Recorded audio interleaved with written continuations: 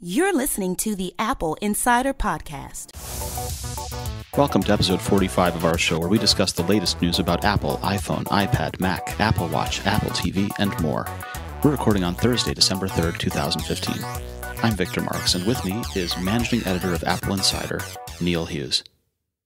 Hey, how's it going, Victor? I'm really glad you're here, Neil. How are you doing? Doing well. Good. You're with us in sunny Florida. I am. I'm in Florida for the next month. Wow. It's sweating. Pretty far south for you. I want to jump right in. The Rupner that we're going to open with, the story we're going to open with, is the idea that Apple may ditch the headphone jack on a proposed iPhone 7. And that means pushing audio over Bluetooth or over the Lightning connection or over Wi-Fi with AirPlay. First of all, what do you think of this idea? I mean, I think it's inevitable, but I don't think it's going to happen this next year. I think it's too soon. Okay. Why do you think that? Well, for starters, how much thinner can you make the phone? You can look at a iPad Air 2 or an iPod Touch, and they're thinner than the iPhone, and they still have headphone jacks. So it's not impossible. I think the technical reasons for it are not there yet. I could see other reasons, like, for example, the reason you don't have a headphone jack on a Apple Watch, waterproofing, that kind of stuff, or water resistance. But I don't think it's going to happen next year. I think it's too soon. The water resistance one hadn't occurred to me because I've got a waterproof iPod. So we know it can be done. But yeah, I can see why you're thinking that it's not coming right away. Our own sources, who have been pretty reliable on this kind of stuff, said that Apple was planning a 2016 iPhone 7 to be the thinnest one yet. Shocking. But about comparable to the iPad Air 2 and iPod Touch. So it's looking like, and if you look at what Ming-Chi Kuo said a few months ago, you look at a new iPhone between 6 and 6.5 millimeters. That's a volume measurement. Yeah, 6 and 6.5 millimeters thick. So the iPhone 6 was about 6.9 millimeters, and I think the new Series 7000 aluminum on the 6S makes it just over 7 millimeters thick. If you look at the iPod Touch and the iPad Air 2, they're 6.1 millimeters thick, and they both still have headphone jacks. So you could make the next iPhone thinner by a full millimeter and still fit headphone jack on there. Now, then you raise questions about bendability and stuff. I mean, I know the whole bend gate thing with the iPhone 6 was way overblown and stupid, but I mean, they did make the phone stronger and thicker with this year's model. And they do subject them to a twisting test anyway. They do bend them to see. So, there's something to be said for thin devices, but in terms of what users want, like a headphone jack, in terms of battery life, in terms of that kind of stuff, I don't necessarily understand the obsession with thinness. But I mean, I think it's inevitable that next year's phone is going to be thinner because that's kind of what Apple does, and it'll have a whole new industrial design and all that. But I would be very surprised if they got rid of the headphone jack. Would you miss it if they did? Yeah. I use mostly Bluetooth headphones these days, but I still do use wired headphones if I'm going to be listening for a long session, like if I'm going on an airplane, for example, and I'm going to listen for 2 or 3 hours or something. Then I just go with wired headphones. I'm not going to mess around with Bluetooth and all that crap. But in terms of convenience, like when I'm exercising or if I'm just taking a quick ride on the train or something like that, I have like really super portable, lightweight headphones that I can keep in a pocket. And then if I'm going on like a plane or a long car ride or something like that, taking a bus, then I'll bring over-the-ear headphones that kind of block out sound and let me kind of be in my own little world. I rarely listen to headphones with my iPhone. I have Lightning in the car because I've got CarPlay and I plug into that. There are a lot of cars that have USB audio to the head units now, so you don't need to use an aux cable. I'm wondering if it's too soon to get rid of headphones just because there are so many other avenues to we don't need it anymore. I don't know. I think most people are still using wired headphones. Obviously, with some sort of adapter, you can plug in to Lightning would be the theory, right? Mm-hmm. Apple would presumably ship earpods with a lightning adapter on the end or lightning connector on the end, and then that would in the box maybe. Although if the 12-inch MacBook is any indication, they won't put an adapter in the box. But some sort of adapter would be available at the very least to make your traditional headphones work over lightning in some capacity. I mean, well, I put it this way, okay? I just flew to Florida this last weekend, and I was coming home for a while, and I'm moving, so I had to bring all my stuff. So TSA has a field day with my bags because it's just filled with electronics, stuff I'm reviewing, stuff I need for work, whatever. At some point in rifling through my bag, the TSA lost the cap for my Apple Pencil. So I had my Apple Pencil for a grand total of a week and a half, maybe 9 days or something, and lost the cap for the lightning connector on the back. Plastic piece. Apple doesn't offer any replacements yet. So I hate things like that you can lose. I hate it. And I hate the idea of needing a lightning adapter for my phone. That really sucks. Now, I have right now my headphones that I'm wearing and that I use on a daily basis are Master and Dynamic. So they're pretty high end, really nice headphones. The cord that connects from the headphones to whatever I plug it into is replaceable. I can swap it. I can move it to the other ear or whatever. So presumably somebody like Master and Dynamic would be able to sell a new cable that would be 1/8-inch audio jack on one end to plug in the headphone and then lightning on the other end to plug into your iPhone or whatever. But then that becomes a pain in the butt because, okay, what if I'm using it for the podcast and I'm plugging into this microphone that I have here? Or right, so now you have to keep up with two cables, and that's worse. Yeah, and then I want to use it with my MacBook. Well, there's no lightning connector on the MacBook either. So it just creates this kind of problem where I use these headphones in a number of different situations. And most of my iPhone headphone usage is with Bluetooth headphones, but I still do a fair amount with wired headphones. I had a chance to go hands-on with the Philips Lightning headphones at CES last year. And they were really cool, but it occurred to me several of the different kinds of things that they can do when they put lightning on it. Right. Because they now have a power source, so they can do things like send to the phone an EQ profile that says these headphones respond this way. You can go ahead and apply an EQ in the phone to make them sound better. Yeah. The headphones had volume controls on the ear caps because you're able to send that kind of signal directly to the phone and have it control the phone's volume the same way that you get with the AVRCP over Bluetooth. Mm-hmm. So it opens up some kinds of things you can do because you've got that power source there. And when you do the switching headphones or switching cables or putting an adapter in place to adapt to an analog one, you either put those kind of controls on the adapter or you just give them up entirely. I feel like this is kind of like Apple getting rid of the home button. It's one of those things that everybody's clamoring for, but we're not there yet. Is it the home button or is it the transition to Lightning from 30-pin? I just think that it's one of those things that's inevitable. Okay. It's inevitable that the headphone jack is going to go away. It's inevitable that the home button is going to go away. They have to go away. They're not necessary as the technology gets better, right? I mean, eventually you will have a iPhone designed much like an Apple Watch with no ports on it at all that charges through some sort of MagSafe / magnetic charging capabilities, and you don't need to plug anything into it. I mean, that's the way your watch works now, and it works great. And with the home button, it's the same idea. The home button is there now because the technology is not there to scan your fingerprint and to activate the screen and do all that kind of stuff in the way that Apple wants to do it. But inevitably, they're going to have to put fingerprint scanners in the home screen, right? Yeah. And I mean, that would be even more secure. You could make it so it's always checking your fingerprints so that if your phone is unlocked and somebody else tries to use it, even though it's already unlocked, they can't use it if you wanted to lock them out. It would always be checking your fingerprint when you touch the screen. Why not, right?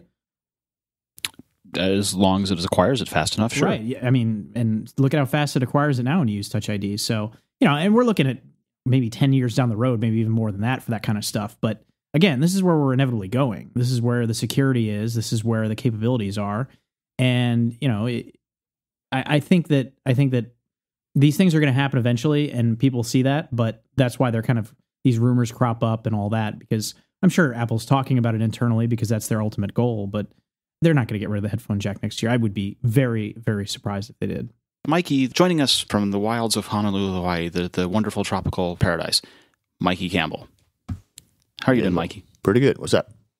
Thanks for dialing in. So you wrote a story about a 15-inch MacBook Air coming at WWDC. I did. You did. And it strikes me as a little bit bizarre. I guess you're having trouble remembering. You've blocked it out because it was so bizarre. First of all, 15-inch MacBook Air. The story said that the idea was because there's a 12-inch MacBook that Apple could get rid of the 11-inch and have the 12-inch, a 13-inch, a 15-inch, and a 15-inch Pro.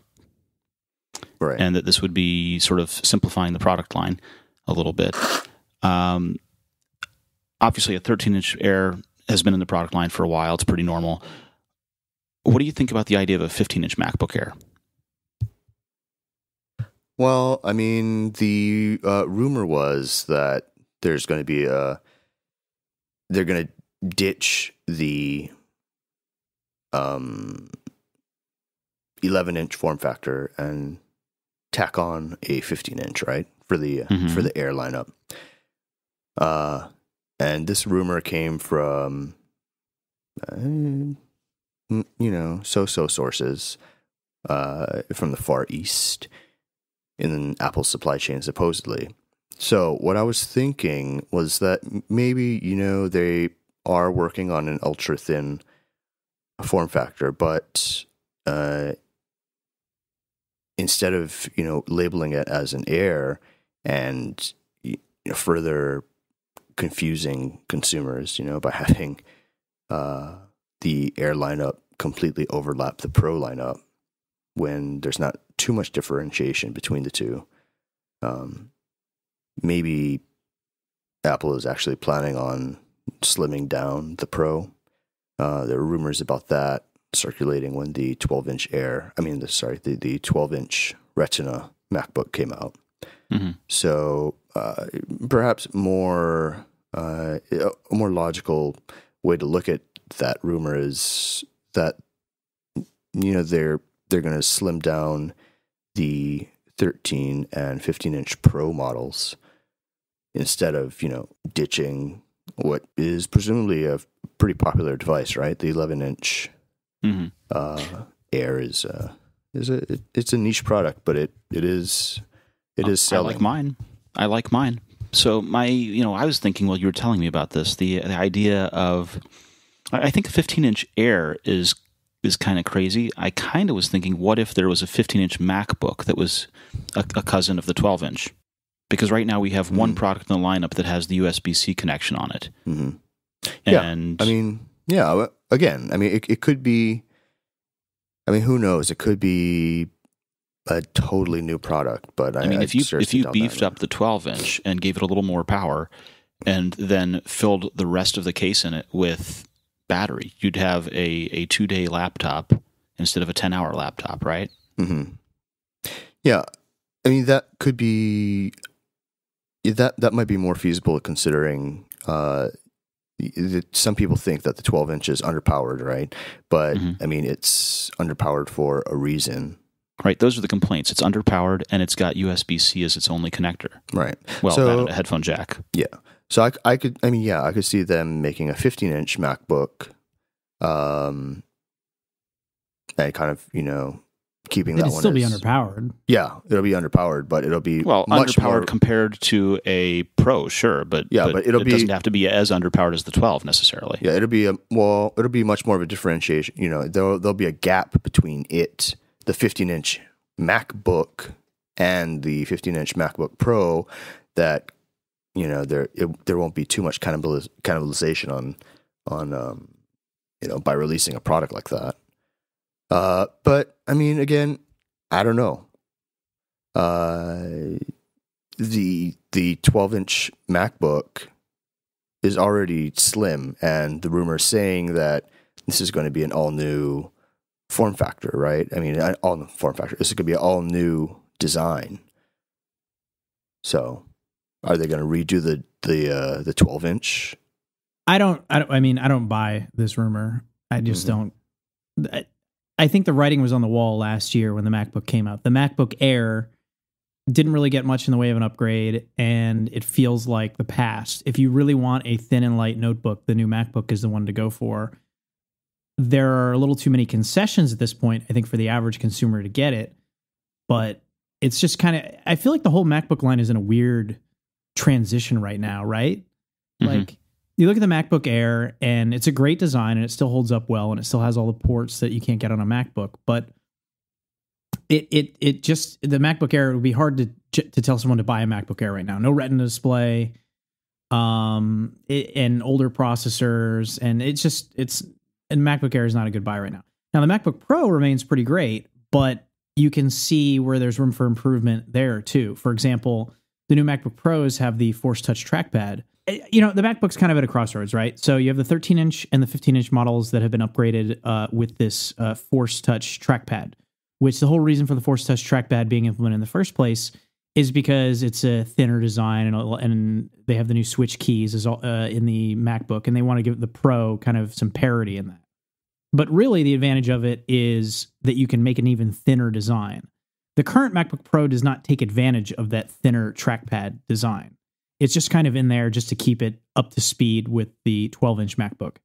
So you got to think that the MacBook Pro is overdue for some sort of a redesign or a refresh, even if it's just a redesign for the sake of a redesign. Oh, yeah. The current design is amazing, but they haven't refreshed it since the Retina display models came out in 2012. We're going into 2016 now. 4 years is probably enough time for them to consider tweaking it. So when I look at this rumor about a MacBook Air 15-inch and 13-inch coming out, it makes me think that it's some sort of miscommunication in the supply chain, because obviously they're not going to names of the products before they're coming out. And it's probably a thinner design on the MacBook Pro. I think the MacBook, the 12-inch MacBook with Retina display, is the successor to the MacBook Air. And I think the MacBook Pro is going to be updated next year. And that's probably what you're going to see, some sort of a thinner design. Now, for me personally, I would love to get a 13-inch MacBook that has a dedicated graphics card in it, like they have in the 15-inch model. But I'm not holding my breath for that, because I don't think it's going to happen. Or maybe some sort of a Thunderbolt display with integrated graphics over over Thunderbolt. That would be nice, but I don't think any of those things are going to happen anytime soon, because I would like to get the best of both worlds, some power and some portability. Well, then you should get an iPad Pro, Neil. I have one. Well, but I already complained about TSA losing my Apple Pencil cap, so... Well. TSA. Yeah, don't get me started. Neil, you wrote a story about Apple Watch sales. Last week, actually, yeah. Yes, you did. I'm citing one right now. Wow. The Apple Watch sales were expected to surge. The predictions are great depending on where you come from. So before the Apple Watch was even announced, before anybody knew what the hell it was or anything like that. Is this a Wall Street rant? Before it was announced, you had a lot of people on Wall Street and elsewhere predicting sales of 40 million, 60 million units in the first year. They were looking for like crazy numbers. They had no idea what it was, how much it was going to cost, what it was going to look like, what it was going to do. No idea. Fictional product, pie in the sky, 60 million units. So now some numbers come out and people are like, oh, that's disappointing. People were expecting much more when the Apple Watch was coming out. Well, they didn't know that it was going to be $350 to start, but most people were going to go for the $400 model and blah, blah, blah, blah, blah. So there was a prediction that came out this week from FBR and company analyst Daniel Ives there, who thinks that Apple could hit 6 million units in the December quarter for the Apple Watch, which would be double his estimated total sales to date. So his predictions call for, Apple hasn't announced sales, so we don't know, but his predictions say from April launch up until the start of the December quarter, which would be October, that they sold 6 million, and he thinks they're going to sell another 6 million in the 3 months of the holiday quarter, doubling their sales, which sounds pretty reasonable to me.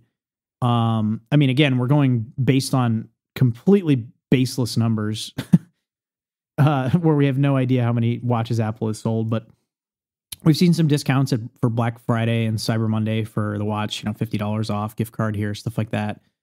They introduced some new entry-level sport gold colors, faux gold colors, new bands, and expanded retail availability and expanded internationally. And it's the holiday season, and I feel like this was a wait and see product for a lot of people. And so now that it's coming up for Christmas, people are like, well, I'll drop $400 on a watch for my spouse or something like that. So yeah, I think this sounds like a reasonable prediction. 12 million for the first, 8 months of sales, 7 months of sales. I think that's pretty good. So what's this part about early adopters who are unhappy with the lack of features? No, those are okay. If you take it over. If you read the article that I wrote, well, I'm still on Neil's article, which mentioned that. But okay, well, if you read the article that I wrote, past the headline, yes, but I wasn't problematic. Yes, I know it's hard for some people to do that.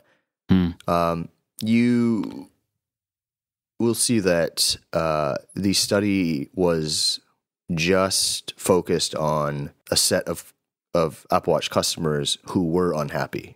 Okay, so they found 330 people who were ultimately unhappy. Well, the people who conducted the study, they said they found that for every, I don't know, 12 people that they...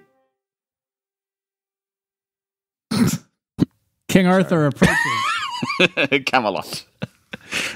So that for every 12 or so people that they polled about Apple Watch said that they knew like someone who didn't like it, right?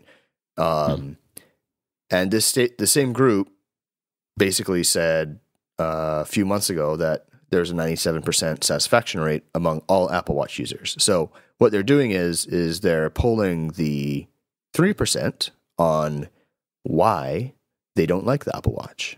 And even most of those people said they'd buy the next generation model. So Yes. they're not that unhappy. Yes.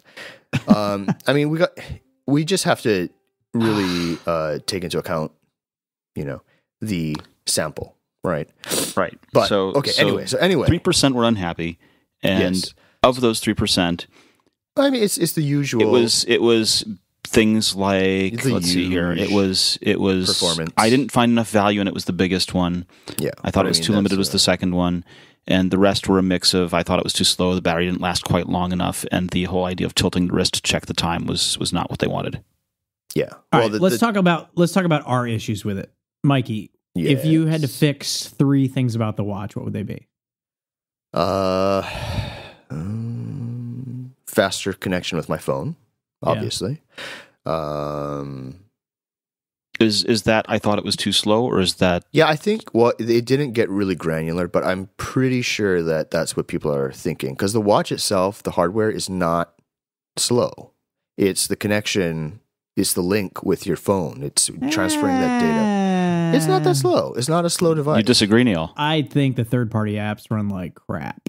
Okay, well, a well-coded application will run, an optimized application that is built for watch will run decently. I mean, there are, I know, taboo to mention him, but Arment's Overcast, it's well implemented, and that thing is fast. It's snappy, right?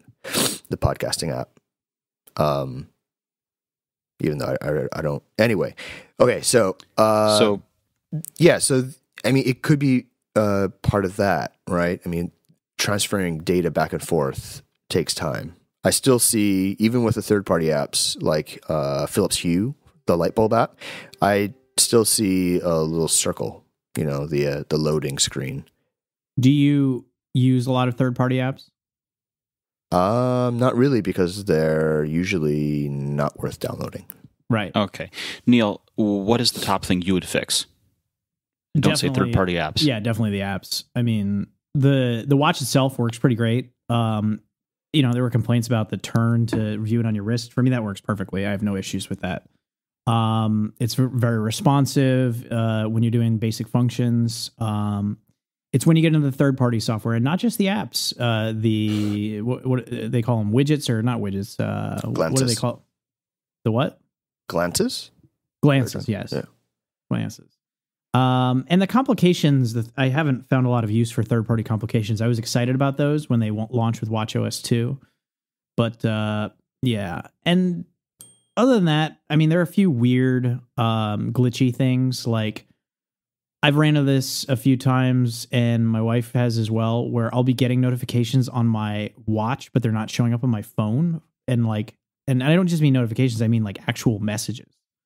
Like, I'm getting alerts on my phone that I got a text message, and then I open up the messages app on my phone, and it's just really. I get kind of I don't know. I think I have too many devices connected to my account because I sit here, right?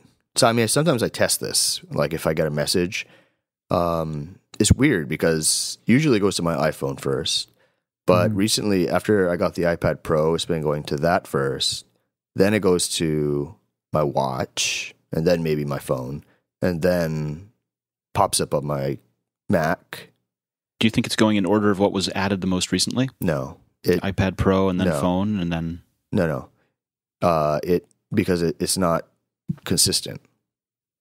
But anyway. I mean, generally I'll get alerts last on my iPad just because I think, if it's idle and Wi-Fi and it's just kind of checking sporadically, it seems like your iPhone is more connected and more alert. I don't know what the reasoning behind that is. I feel like we're very close, but the ecosystem needs to be a little more tightly integrated in a way where my phone and my watch know that I'm on my computer, and then everything else shuts up. And if my computer is actively being used, then my alerts just show up on my Mac.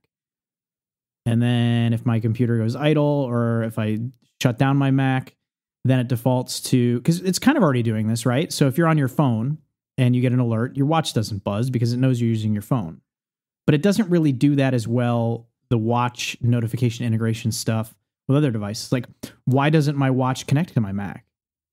Right? Mm-hmm. Like, there should be an activities continuity app, or handoff or something. I mean, there should be an activities app for the Mac where I can dig deeper into my stats and export them and do all kinds of crazy stuff if I want to.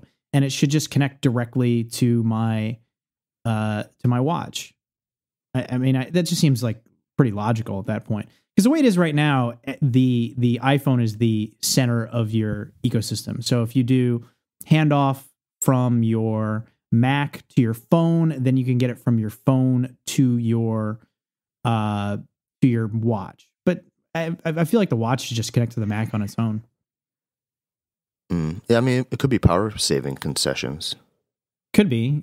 This stuff should be able to be pushed over iCloud too, you would think. It doesn't even have to be a direct connection. It could just be that is a dangerous thought, Neil. That's dangerous. I don't know if I'd want that. You're gone down the rabbit hole of Apple and cloud services there. iCloud works pretty well for me. Until it doesn't, which is quite well. Let's talking to the guy who has his entire movie collection saved in Dropbox. So I was about to say, what do you use iCloud for specifically? Well, iCloud is all my iPhone backups, my iPad backups, that kind of stuff. I wish I could back up my Mac to iCloud. I would love to back up my Mac to iCloud Drive. I think that'd be great.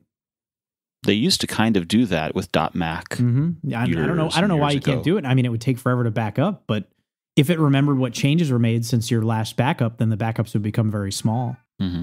I don't know. It's just the watch is just such a, it's a very first generation product.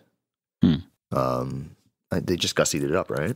Well, I mean, they revised the OS, but it's the same hardware. It needs faster hardware. It needs longer battery life, and it needs vastly improved software. Yeah. So basically, it should just be better. Yeah, I mean, and that's going to come. I mean, everything's going to get better, but it's going to take a little bit of time. Stop worrying about making it thinner. The battery life is actually pretty good. I can't complain about the battery life, but if it would last a week as opposed to a day, that would be awesome. I don't want to have to charge it every night, but I have no problem getting it through a day. It's not like my watch is constantly dying on me or anything like that. Yeah. My watch has not died on me yet. Yeah, I've never had it die on me either, but I'm usually pretty paranoid. Like if I'm, later in the day, I'll take like 30 minutes and put it on the charger, and it charges really quick. So I'm just a battery watcher. Speaking of charging, paranoia. Totally off topic, but have you charged the Pencil yet? Yeah. With your iPad? Yeah. Yeah, it's pretty quick. Yeah, it's real quick. I mean, aside from the quick charge function.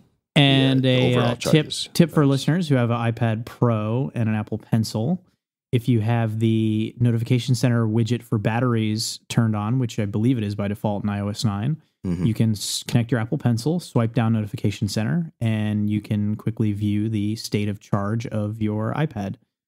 Now, I will say that plugging it into charge is a little awkward with this stick sticking out of the bottom of it, but I mean, it's convenient. It works.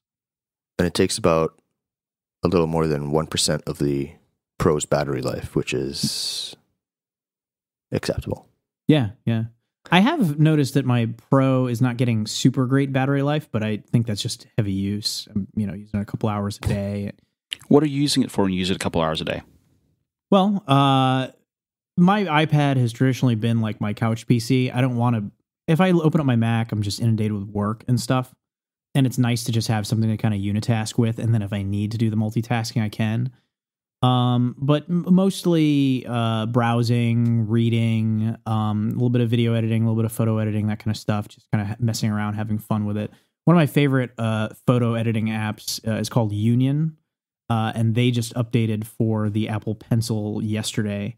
And added support Distal Union? No, it's called Union. Oh. It's just for merging photos. See, you can basically like take one photo and put another one on top of it, and then erase parts of it and kind of merge it together and create like different things.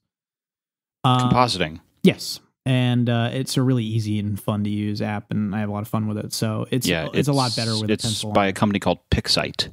Yeah, and it's a really great app. And if you like to make fun of your friends with photos and stuff, it's a good one to use. So, but what about Adobe? Adobe Mix.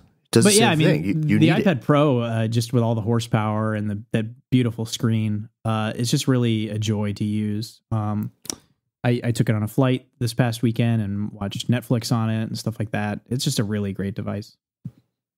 Yeah, I haven't had any issues with battery life for the Pro, but it takes forever to charge. Yeah, it takes a long time to charge. I'll put it on there for like a couple hours, and it's a lot slower than my iPad Air 2. But, again, because it's a new device, I'm using it a lot more too. I would charge my iPad Air 2 like once a week, once every 10 days maybe. I'm having to charge my iPad Pro like once every 2-3 days. Good Lord, man. Yeah, those batteries are quite dense. I noticed they need to have a faster charge for it, I think.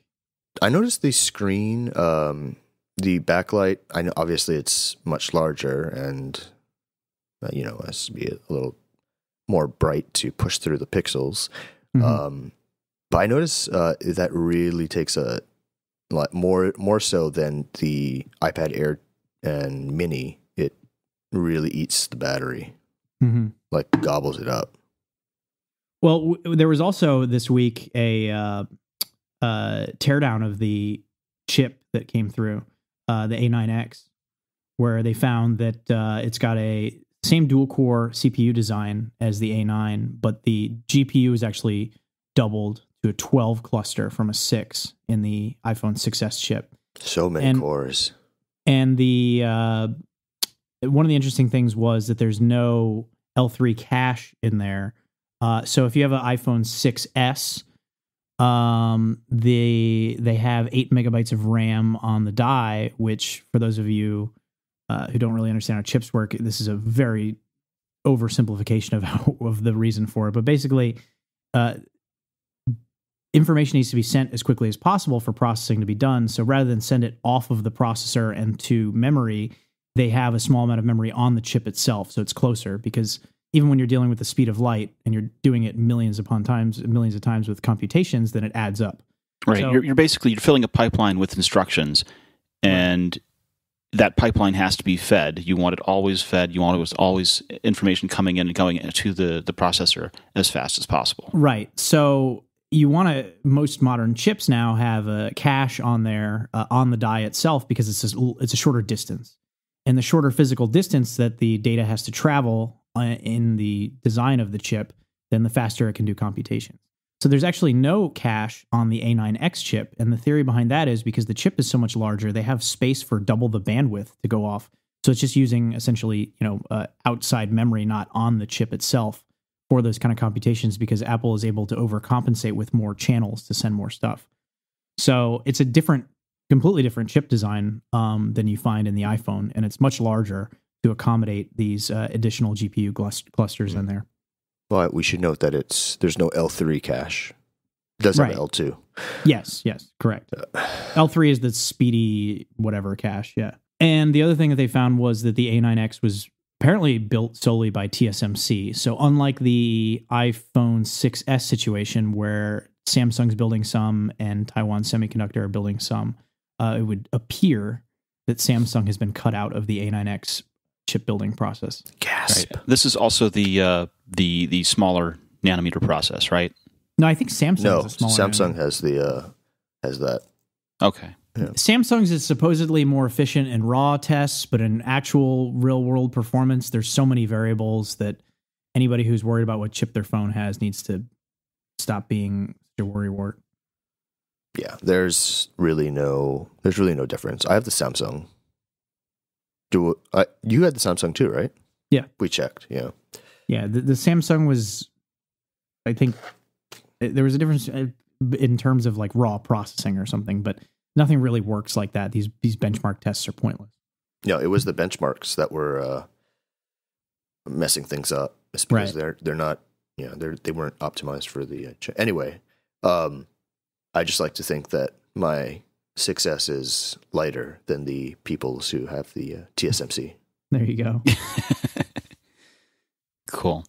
Well, this week's episode has been sponsored by Igloo. Why invest in the latest, sleekest devices if you're going to use them to stare at an internet website that looks like it was built in the 1990s? Not only can Igloo be customized to look amazing, but it's got a responsive design, so it's optimized for any device you're using, including the latest iPhones and also your iPad Pro.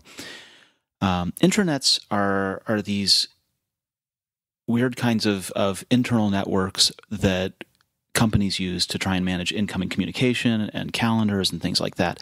And traditionally, in my experience, they've been all terribly gross. They've been awful, uniformly. Every one I've ever seen has sucked. But Igloo is trying to make one that's not only nice to use, it works with everything that you want to do. It means everything you can do at your desk, you can do on the go, on your phone, and it gets out of your way and helps you do better work rather than getting in the way like the ones that I've used to use did.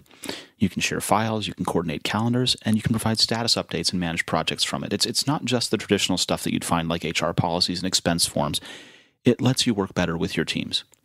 Sign up now and get a free trial at igloosoftware.com/insider. This is one that I think applies to you, Neil. There's a rumor about a 4-inch iPhone. And we know you well by now that you like that smaller device. But it's not going to have the latest and greatest stuff. So, well, it's going to have. So you say that, but what's it going to have? Well, Ming-Chi Kuo, who I mentioned before, and who our readers absolutely hate, who gets almost everything right. What he does mess up, to be fair, is timing of stuff. Sometimes he'll say it's going to launch in this time frame, and he's wrong. But other than that, in terms of the hardware and specifications, he's generally right. He says, so why is this iPhone not for you? What's in it? Well, he says there's going to be a new 4-inch iPhone next year. He thinks it's going to come in early 2016, which means it'll probably come a little later than that. But, he says it's going to have an A9 processor, which he said before, but is still kind of surprising if it's going to coexist alongside the iPhone 6 and cost less than it. And he says it's also going to have Apple Pay, which not surprising, I guess, but an upgrade over the iPhone 5S, which does not have Apple Pay, which is good. And he thinks it's going to be Apple's new budget phone, priced between $400 $500, so probably at the $450 mark, just like the iPhone 5S is. He doesn't think that the camera is going to be upgraded, which is a real bummer for me. I use my iPhone camera a lot, and I love it, and I want it to get better because I also use high-end cameras that I like to shoot with, but I can't carry those in my pocket. So you want a 6S in a 4-inch size? Yes. But even then, it's going to come out alongside an iPhone 7, which is going to have an even better camera. And then it's like, well, do I want to get the same phone but smaller? Like, you will never be satisfied. Well, You're right. I won't. Ming-Chi's timeline kind of works out, right? If he says it's the mid first half. Yes. The first half is what he said. So what if Apple just replaces the 5S, right, with this, I don't know what they're going to call it, 6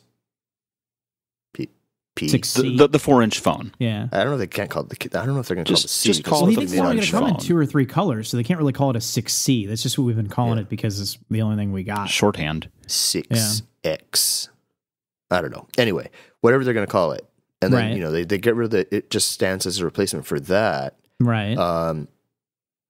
And if it has an A9 chip, it'll be faster, of course, and comparable with the... So makes it easier for them in terms of discounting- what's supported for software. Yeah, so not counting the 6S, like, just forget about the 6S for now. Mm-hmm.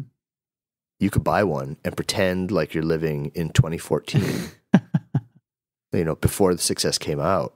And But with the better a processor. 4-inch 6. My problem with this rumor is this. If this phone launches next March for $450 and it has the exact same processor and capabilities of an iPhone 6, the only reason to spend $100 more is for the larger screen? Yeah, but that's what you wanted. No, I think that's great. I just don't think Apple will do it. Because you got to remember, here is the rumor, another rumor that's worth noting. It's also expected that next year, only the iPhone 7 Plus, the larger one, the 5.5-inch model, that's going to be the only one that gets 3 gigs of RAM. The rumor is that they're going to keep the 4.7-inch model of the iPhone 7 at 2 gigs of RAM. So it's looking like Apple's going to start doing what they have in the MacBook Pro line, like I referred to earlier, where you can't get a graphics card in the 13-inch model and only in the 15-inch model. It seems like Apple's going to start squeezing more hardware and more capabilities into the larger phones. So it would really surprise me if they sold a A9-powered processor in this phone that would actually be faster than the iPhone 6. See what I'm saying? Because the iPhone 6 is an A8 processor. Yeah. So you're going to sell a $450 phone that's faster than the $550 phone? So I have a question. Why not get rid of the 6 entirely and just have the 4-inch and well, that's what the I thought they new were going to ones? do in September. That was my prediction. Right. So this wasn't ready in September. Now it is. Do it now. Yeah. I mean, you could. But again, you're going to be selling. part of it's about how much stock they have on hand, but right? You don't want to do that when you have tons of iPhone 6s on hand. I'd still be surprised if they sold a phone that was just as fast as the iPhone 6S in a 4-inch design at the same time. But with worse camera and smaller screen. I would be surprised. I get it. Yeah. It doesn't make a lot of sense. The A8 makes more sense from a complete shot in the dark. Here. Right. Like I have no idea. Last year versus this year. Right. That just knowing how they do things. Just knowing how they do things. It would surprise me. It would make more sense to put the A9 in a mid-range phone that comes out alongside the iPhone 7, much like they did with the 5C when it launched. Last year's components kind of repackaged. That would make more sense to me. That's what I thought they did last year, but they didn't. This is the kind of thing you do when you're trying to support a transition of something or support... like if they wanted everyone to get on Apple Pay, this would be the fastest way to pull it off. Right. Because now your choices are you get a device with Apple Pay or you don't get a device. It's kind of like the iPad 4 existed for a brief period of time. It was the same size as the iPad 3, and the only difference was you got Lightning, basically. Mm-hmm. The other reason you do this is because you realize that you've got the iPhone 6 around, but people are buying a ton of 5Ss because they're cheap. And you don't want to have to support that thing forever, so you blow that out of the line. Yeah, I'm not really sure what they're going to do with this something's funny about this, yeah. Yeah, something's not lining up right, and this will all come to be clear soon. Now, to be fair, I think that I like everything about this rumor. I like that it has an A9 chip. I like that it's launching early. I think that it would be smart for Apple to kind of stagger their iPhone launches a little bit because right now the market is so obsessed with, we know the trends of the iPhone's going to dip off, blah, blah, blah. It's that it used to be the subsidy model, right? Where my contract ended, therefore I could only get a new phone at. Some people are on these T-Mobile plans where you can get 3 new phones a year. Just keep swapping them out, Yeah. I think... I hate to say this because I'll get burned alive by listeners, but Apple should actually borrow something from Samsung here and stagger their phone launches. What? Samsung, for a while, I think they made them a little closer this year, but they've been doing the Note is sold at a separate date than the Galaxy S. So the Galaxy S launches like what? Or I think this year, didn't they launch at the same time? I don't know. They release so many phones every year. It's hard for me to remember. But I think a couple of years ago, they did a thing where the Galaxy S was coming out in like June or July, and the Note was coming out in like October. And I could see Apple doing something like that, and I think it'd be smart. And you could cater to two completely different markets.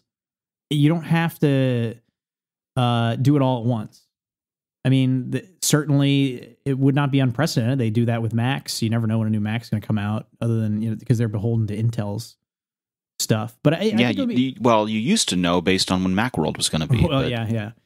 but even with the iPad, right? I mean, you've had some mid-cycle upgrades, some non-upgrades. So the iPad 3 and iPad 4 came out the same year. The iPad Air 2 was not updated this year. So I mean, it's not 100% beholden to a schedule. The only thing that is, generally speaking, is the flagship iPhone. So if they had a flagship, smaller phone, release it March or April, kind of stagger the launches a little bit, that would offset your seasonal trends of people not buying phones come June or July, waiting for a September unveiling. I think it'd be a smart strategy. Yeah, I agree. So let's talk about this Amazon Prime Video story. Apple TV is one of my favorite devices. We all know that. But Mikey, yep. What is Amazon saying? Because they kicked Apple TV out of Amazon because it didn't support Amazon Prime Video. What's going on? Well, I mean, obviously, yeah. Well, I mean, that's basically why they did it. But they didn't want to confuse their customers, right? They wanted only to have streamers that worked with their Prime service, because if they didn't, the customers would buy it and be, how come I can't get Prime on this? So obviously, the best course of action is to totally remove those products from your digital shelves. But anyway, aside from that, I detect a note of sarcasm there. A little bit. So they were. I mean, one of the things people are looking forward to, with the new 4th generation Apple TV are apps like Prime Video, right? So I mean, we have similar ones now with Netflix and Hulu, but Prime Video was notably absent at launch, and people were wondering if and when Amazon would one day create an app for tvOS. And apparently reps are, support team reps are saying that, yes, Amazon is working on a tvOS app, and it could be out in a matter of weeks. So take that with a grain of salt. These aren't official PR Yeah, I wanted peoples. to ask, what do reps know?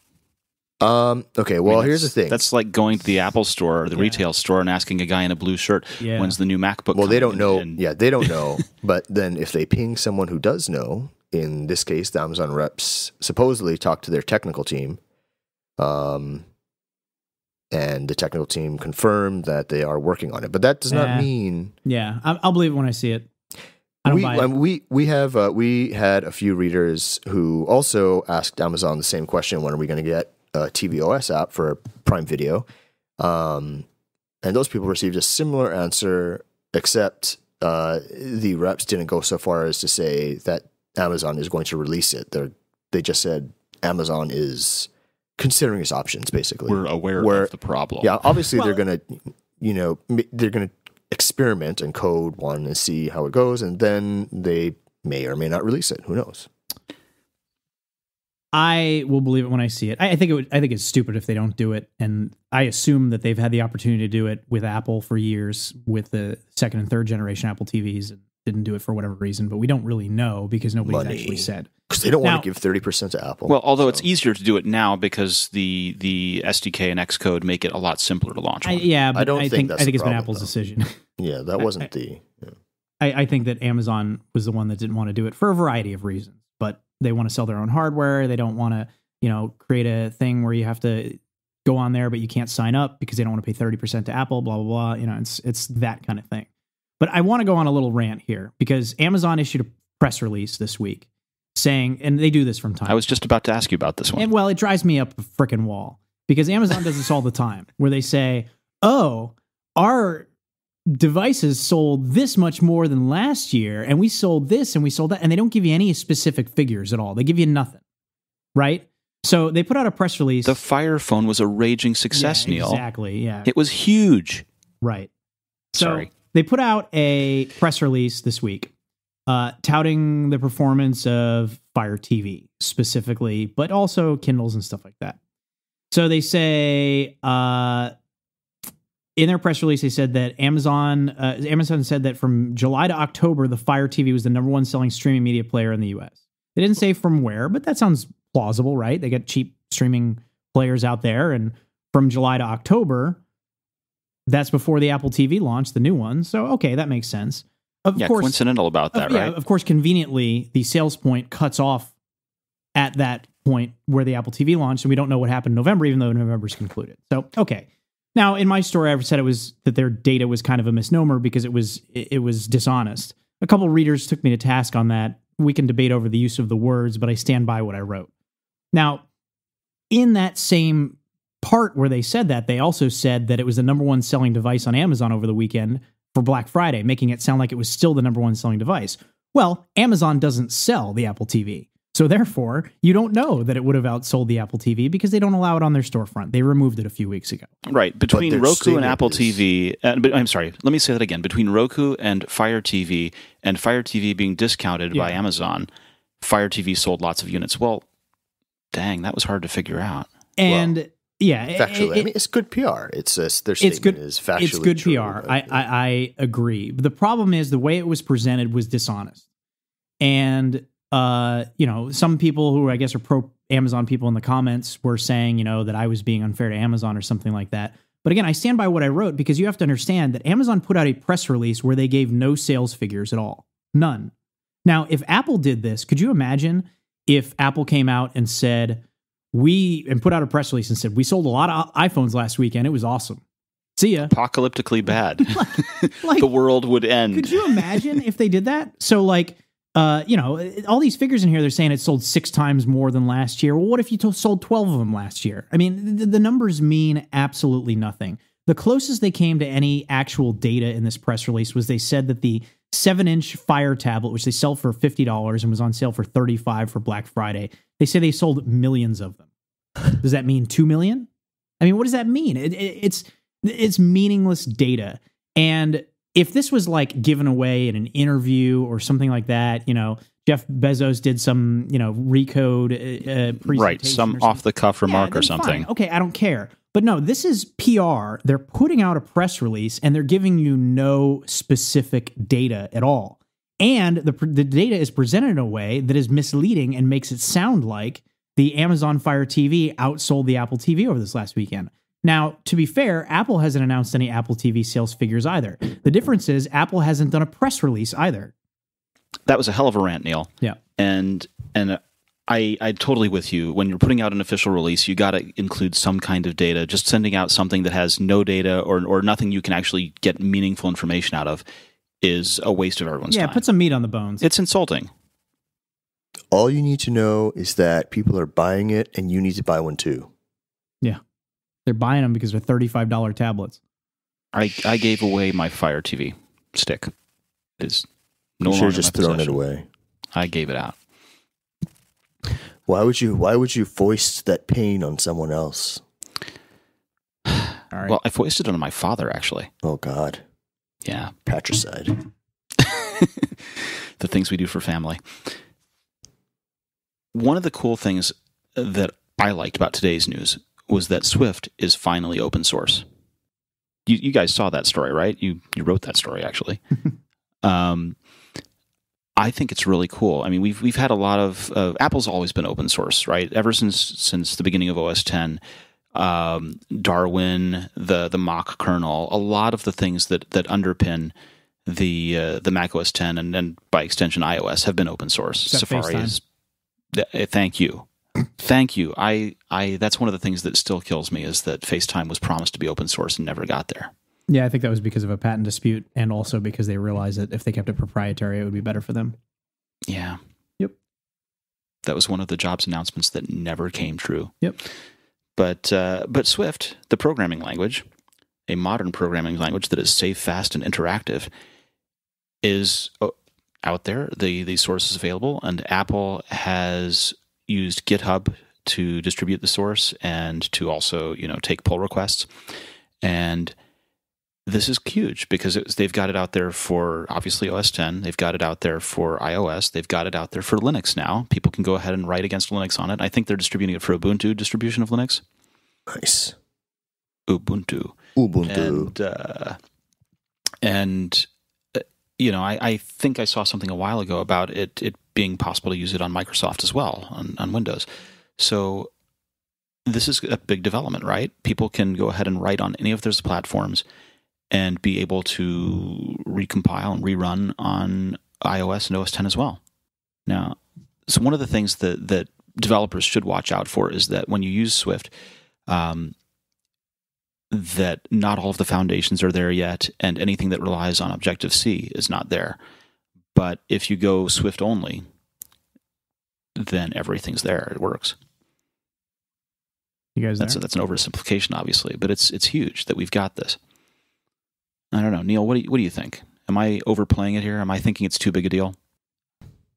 So I was playing this up as being a really big deal. Do you guys think I'm making too much of a thing of it? No, I think it's a pretty big deal. I think it's a good thing. How big is it? Huge.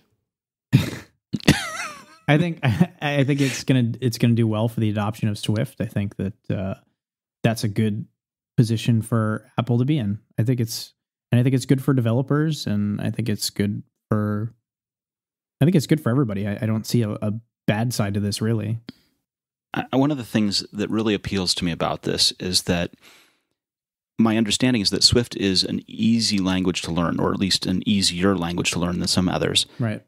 And so you've got something that is approachable and achievable for new programmers. You've got something that obviously can be picked up quickly by old hands at development, and it works across all these different platforms. That's a really big deal for me, because it means that instead of, the old days, if someone was going to write something for Apple, it meant they had to have an Apple machine. It meant they had to have Objective-C knowledge. It meant they had to have Xcode. And you had a relatively small pool of developers who were doing it. This opens the gates for everything.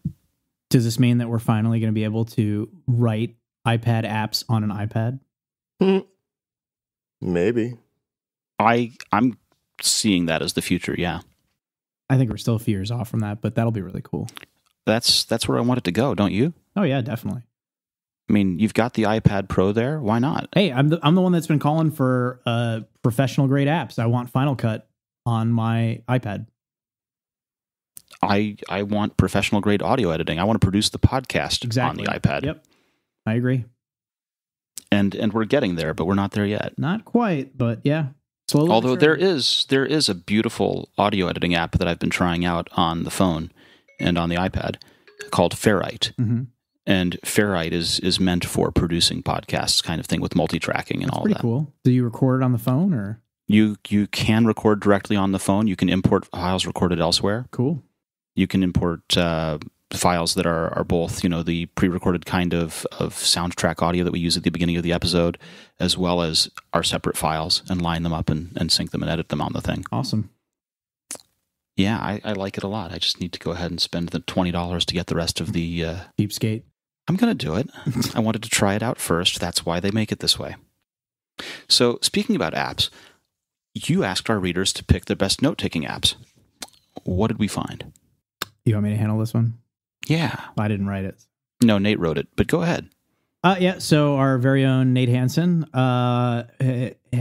solicited some options from people on Twitter a few weeks ago, asking what their favorite note-taking apps were. He took the top 6 most popular and put it together on a poll on AppleInsider, and we ran that last week, and a few thousand of you responded, and the big winner was Apple Notes. 40% of respondents chose Apple Notes. 27% went with number 2, which is Evernote.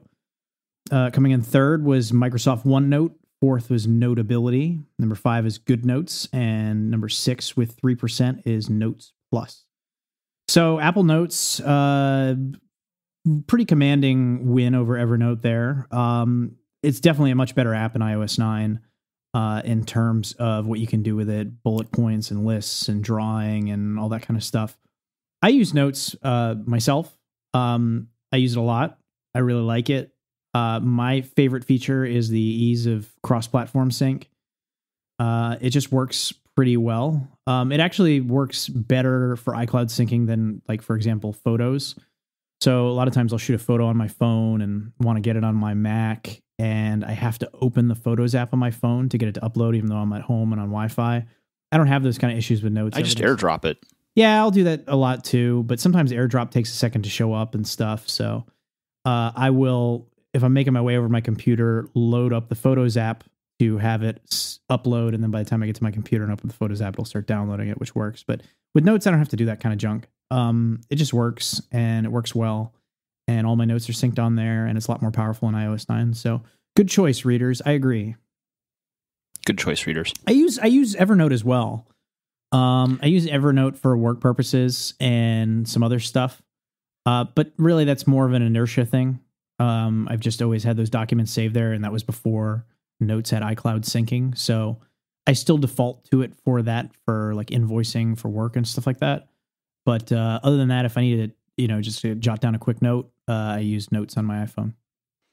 Well, this has been the Apple Insider Podcast. We've had with us Mikey Campbell. Yo. Mikey, where can people find you on the internet? At Mikey Campbell 81 on the Twitter and on Apple Insider.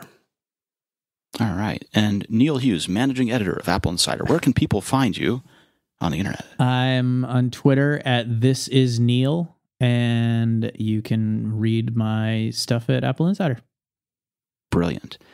Well, this has been our episode, and if Mikey has Amazon Prime Video working on Apple TV next week, we'll be sure to tell you all about it here on the Apple Insider Podcast.